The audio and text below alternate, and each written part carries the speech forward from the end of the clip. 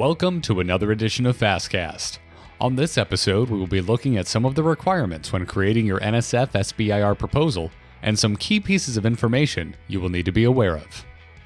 Today, we will talk about the National Science Foundation's proposal creation process via their grant submission portal found at fastlane.nsf.gov.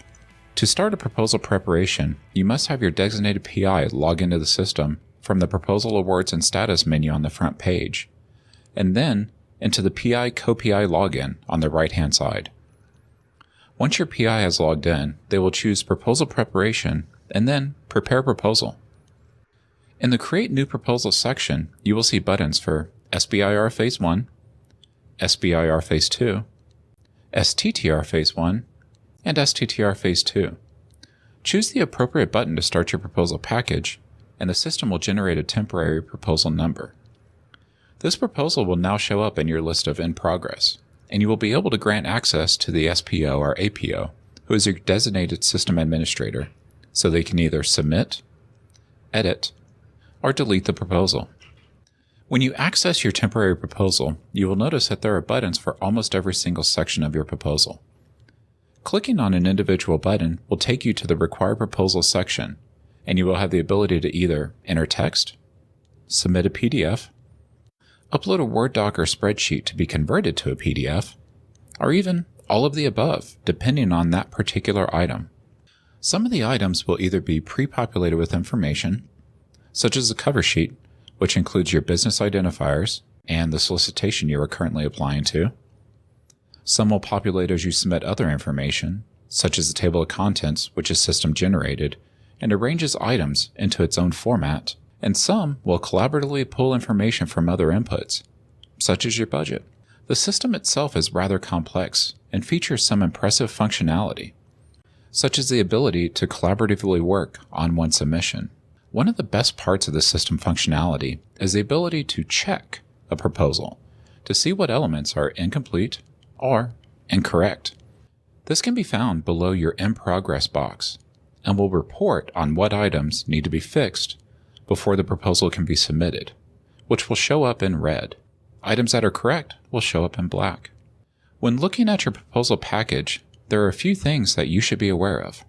In the system, you have the ability to simply input text for your proposal summary in the Overview, Broader Impacts, and Intellectual Merit sections. However, this section is limited to one page, and the system will not tell you when you have reached that threshold. It is much simpler for your small business and for you to create this document in a word processing program to verify length, and then simply paste it into the online form. Your project description is the bulk of your proposal.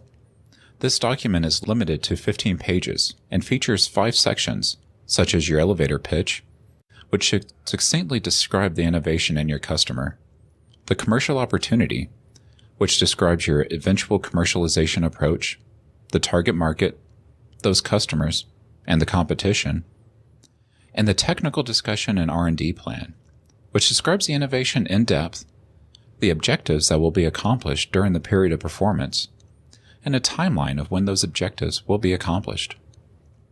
All 5 sections have guidance from NSF on expected page range, and elevator pitch actually has a maximum page length of 1 page, and technical discussion and R&D plan has a minimum length of 5 pages.